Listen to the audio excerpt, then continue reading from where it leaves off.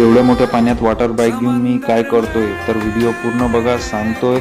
सकाळी सकाळी उरकून आपण निघालोय बघा आरे वारे बीच वरती. तर आज आपला गणपतीपुळे मधला हा दुसरा दिवस आहे. सकाळी सकाळी आपण खूप आनंदामध्ये होतो कारण की आपण समुद्र किनाऱ्यावरती पहिल्यांदा चाललो होतो. त्या कारणामुळं आपली उत्सुकता खूप वाढत चालली होती. त्याबरोबर मुलांचं खेळणं चालू झालं. मग आपणही म्हटलं काही करावं तर म्हटलं दिल काढू आपण पण. सगळे काढतात आपणही काढून बघू जमते का तर. मग काढलाय बघा दिल. थोडा थोडा जमला बघा. तुम्ही सांगा कमेंटमध्ये जमला काय तर.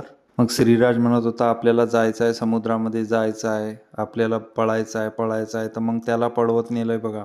एवढ्यात आले आपल्याकडे वॉटर बाईकवाले. एक चक्कर आणा. तर मग त्यांची तर ऐकूनच घ्यावं लागेल. मग एक चक्कर आणू म्हटलं. मग पहिले प्राधान्य दिलं रोहितदाला. रोहितदा बसले. मग रोहितदाचं झाल्यानंतर आणि दुसऱ्या नंबरवरती दिलं प्राधान्य आपण मनोजला. मनोजला म्हटलं तू जाय घेऊन ये आणि नंतर मी आणतो म्हटलं. तोपर्यंत तुझंही माहीत होते काय होते, व्यवस्थित जाते नाही जात. मग मी नेतो म्हटलं. ज्या क्षणाची आपण वाट बघत होतो तो क्षण आला बघा. मग मला जायचं होतं वॉटर बाईक घेऊन. तर मी घेतली आणि म्हटलं आता आपण बघू कशी काय चालते आपल्या हाती. तर मग काय हाती घेतल्यावर समजलं की ते लाट आल्याशिवाय उचलत नाही, पिकअप घेत नाही.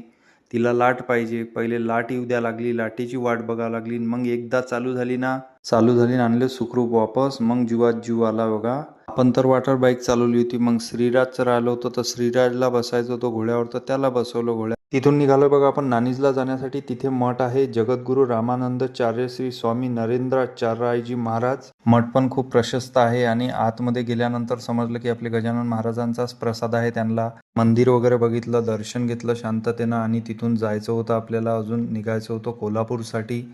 तर जाता जाता तुम्हाला मी काजूचे झाडं दाखवणार आहे की कशा प्रकारे काजूचे झाडं असतात. तर हा असा ओलावाला काजू असते बघा, हा काजू. आणि हे काजूचे झाडं आहेत. असेच आपले नवनवीन व्हिडिओ बघायसाठी फॉलो करून द्या. नमस्कार, भेटू पुढच्या व्हिडिओ.